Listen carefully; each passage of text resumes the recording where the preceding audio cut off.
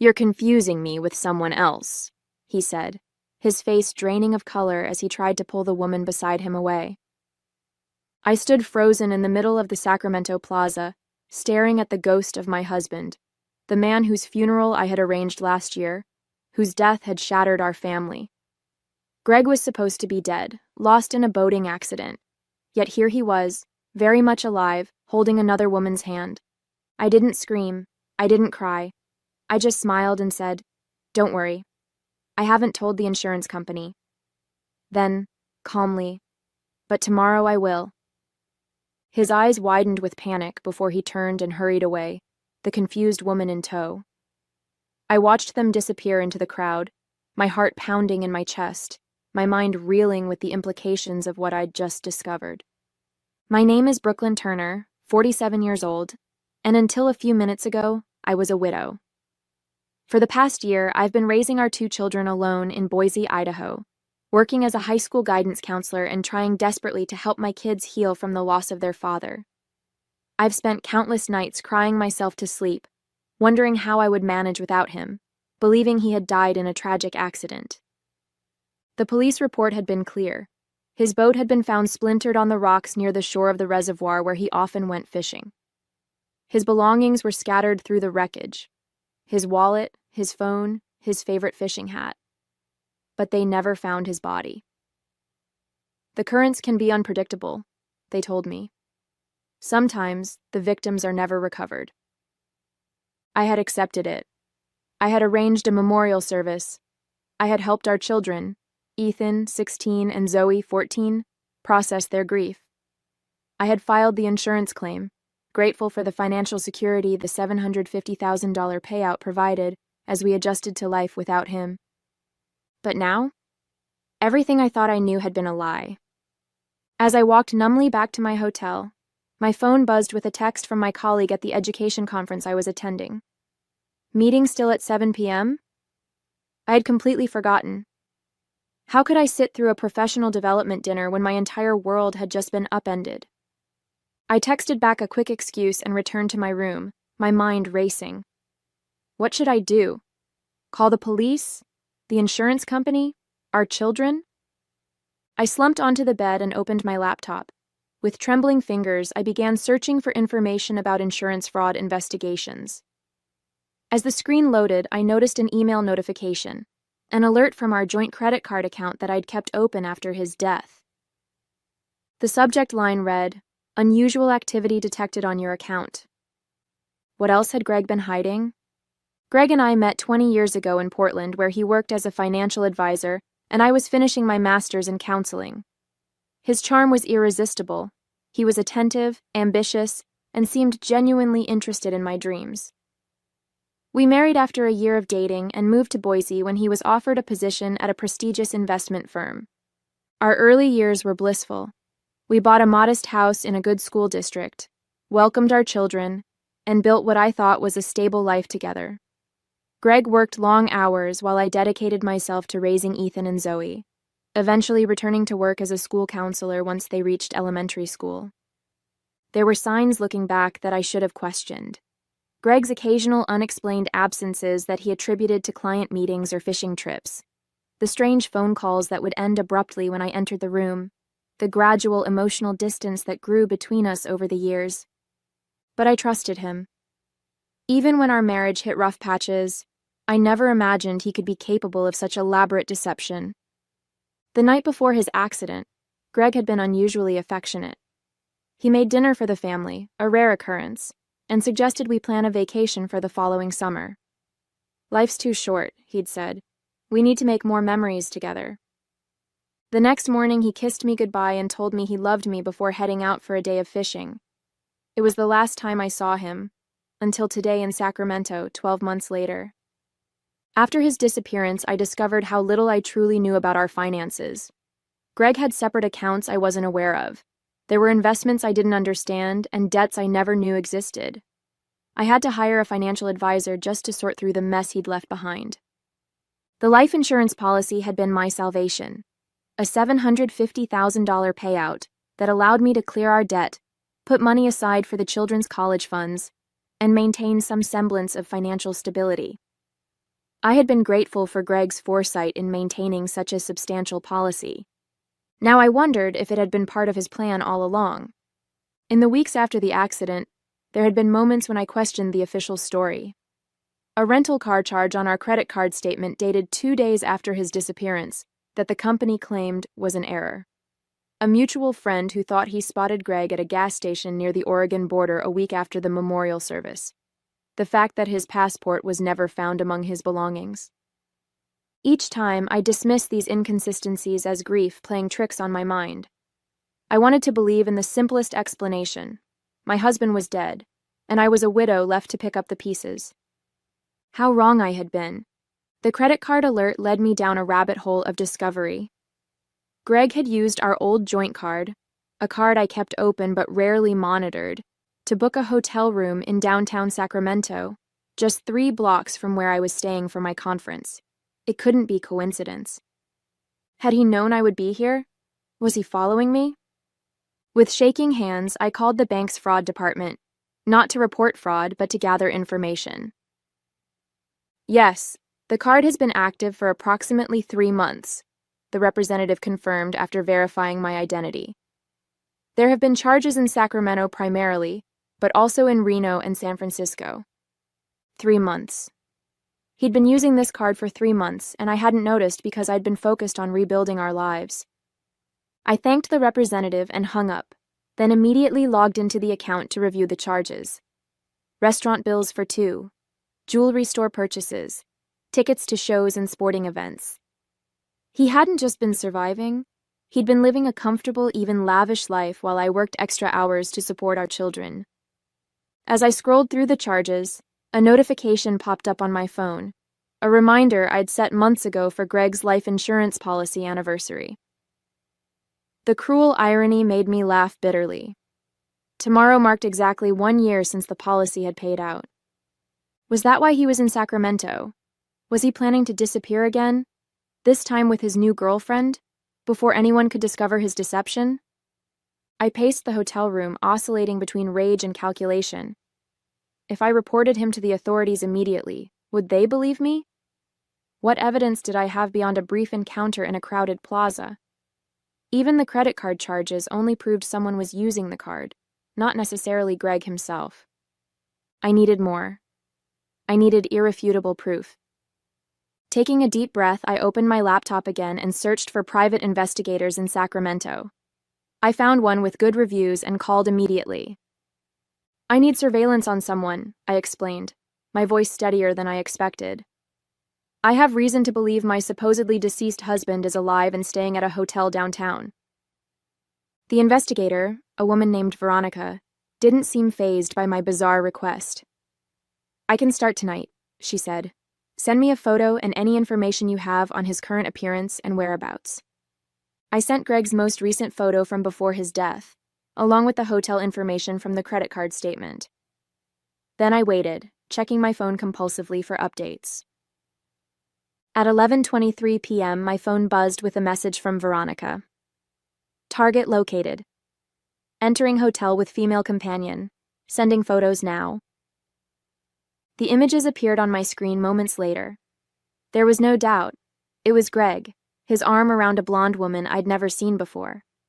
They were laughing as they entered the hotel lobby, carefree and untroubled by the lives they'd destroyed. Something hardened inside me.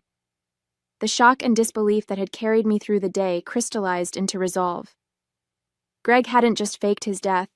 He'd stolen a year of my life, traumatized our children, and committed federal fraud in the process. He would pay for what he'd done. By morning, Veronica had compiled a substantial dossier on Greg's movements. She'd tracked him to a rented apartment in Sacramento, discovered he was using the name Andrew Miller, and confirmed he'd been working at a small investment firm for the past 6 months. "What do you want to do with this information?" she asked when we met for coffee. "Go to the police?" I shook my head. Not yet. I need to understand why he did this first, and I need to secure evidence that will hold up legally. That's smart, Veronica nodded. Insurance fraud investigations can get complicated. Without solid proof, it could become your word against his. She was right. If I mishandled this, Greg might find a way to wriggle out of consequences. I couldn't let that happen, not after what he'd put our children through.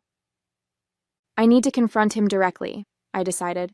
Somewhere public, with witnesses and surveillance cameras. Veronica frowned. That's risky. He could flee once he knows you're onto him. He won't, I said, surprising myself with my certainty. His ego won't let him. Besides, I have leverage he doesn't know about. The leverage was simple. I hadn't told anyone about seeing him. Not the insurance company, not the authorities, not even our children. As far as Greg knew, I was still processing the shock of our encounter, giving him time to disappear again. But I had no intention of letting that happen. I spent the day formulating my approach, rehearsing what I would say. By evening, I had my plan. Veronica's surveillance confirmed that Greg and his girlfriend had dinner reservations at an upscale restaurant downtown. It would be the perfect setting for our confrontation. I dressed carefully in a black dress Greg had always loved, applied makeup to look polished, but not overdone, and made my way to the restaurant. My heart hammered in my chest as I spotted them through the window, laughing over glasses of wine. Taking a deep breath, I entered the restaurant and approached their table. Mind if I join you? I asked pleasantly. Greg's face went ashen. Brooklyn, he stammered.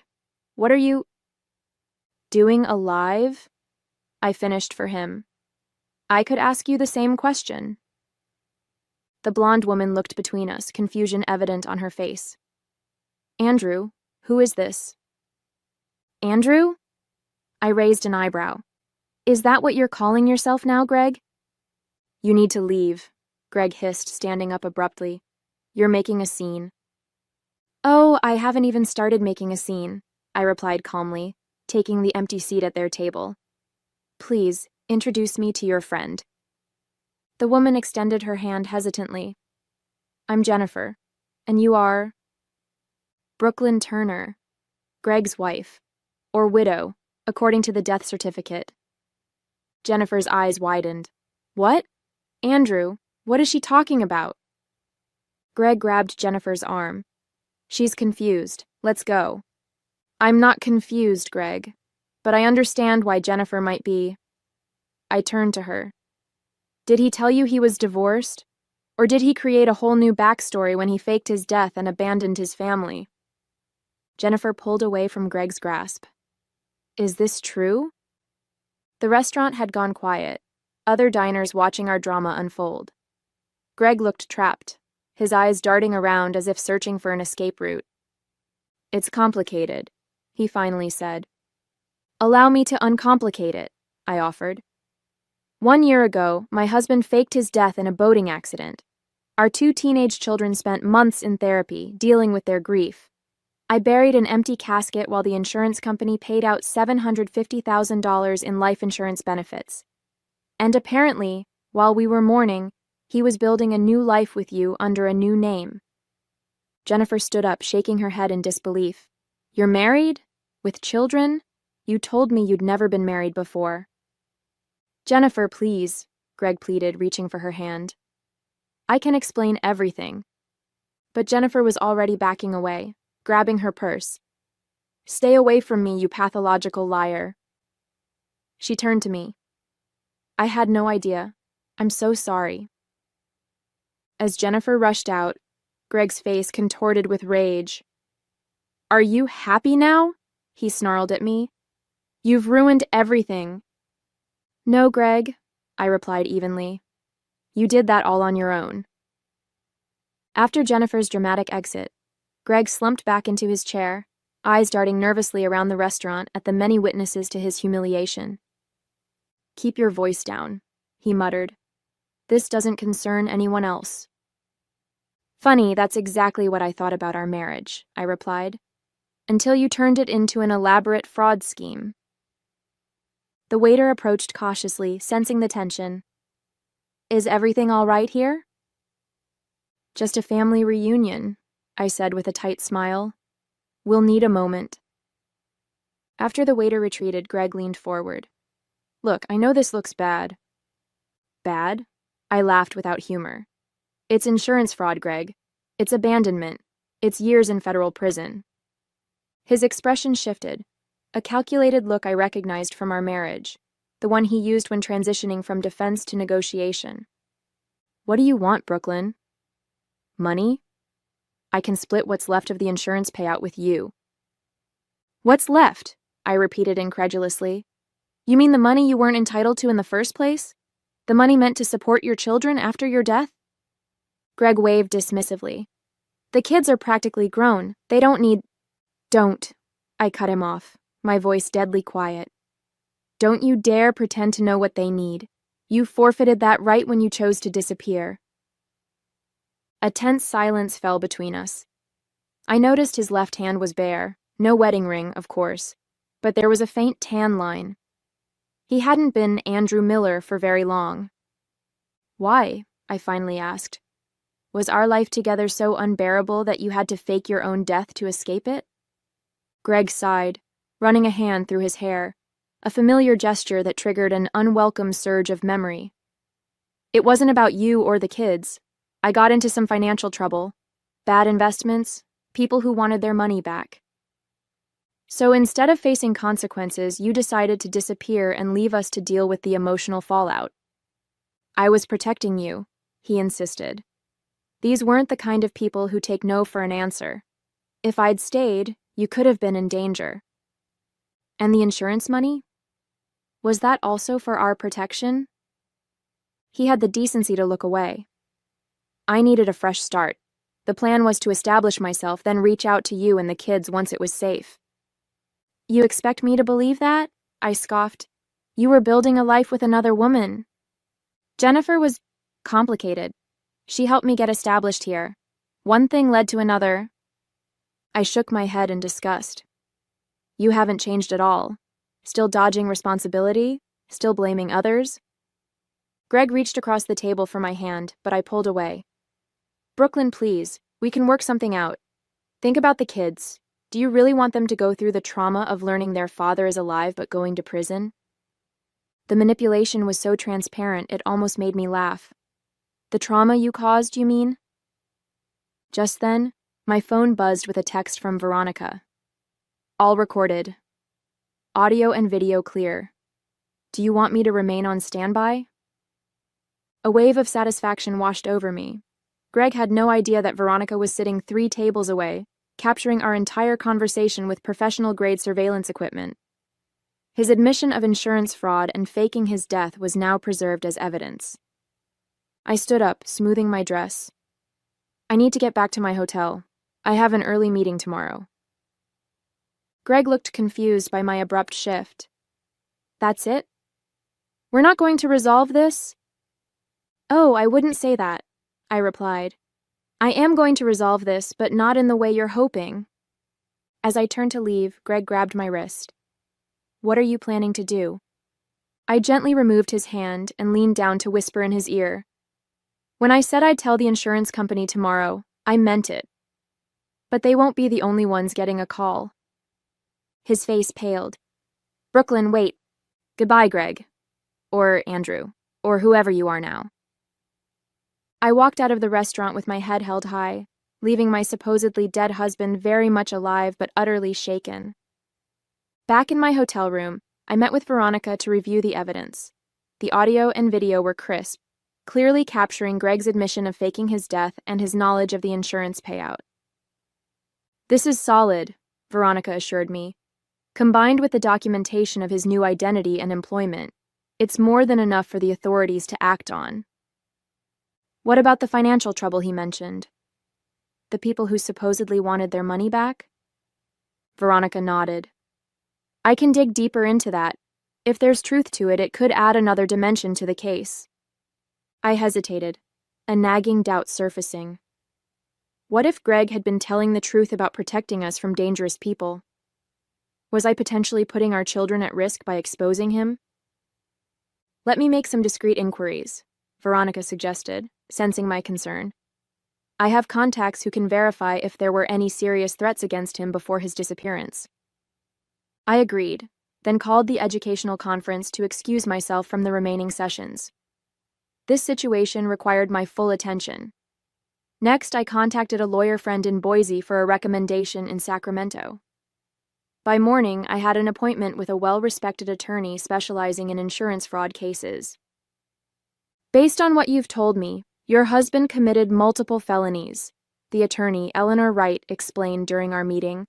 Insurance fraud, identity theft, potentially even bank fraud, if he used false identification to open new accounts. What's the likely outcome if I report him? Prosecution, almost certainly. The insurance company will want to make an example of him. He's looking at significant prison time and financial penalties.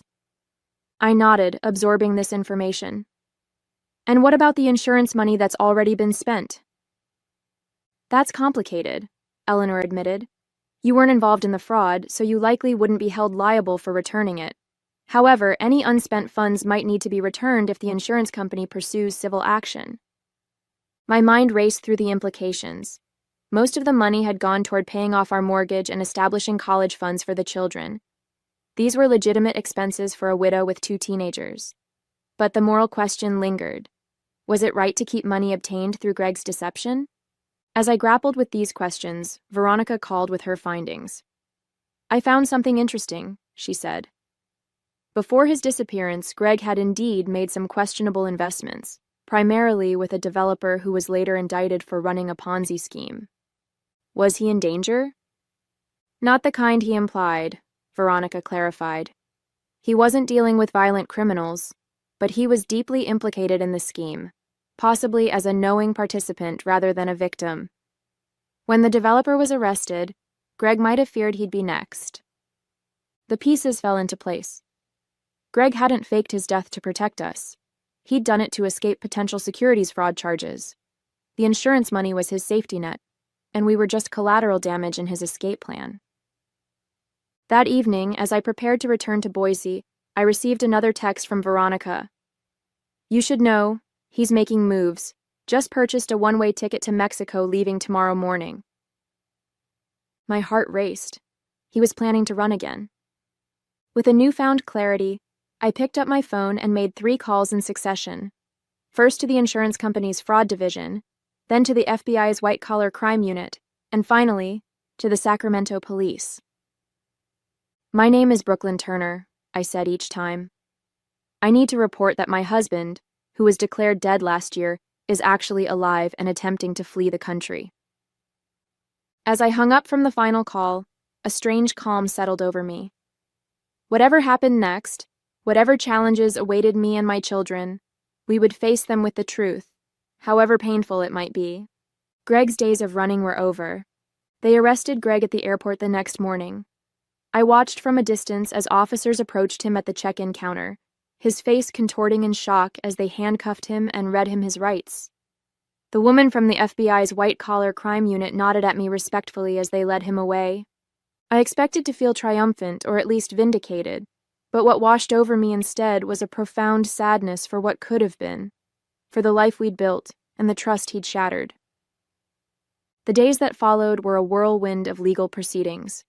The insurance company launched an immediate investigation, freezing the remaining funds from the policy payout.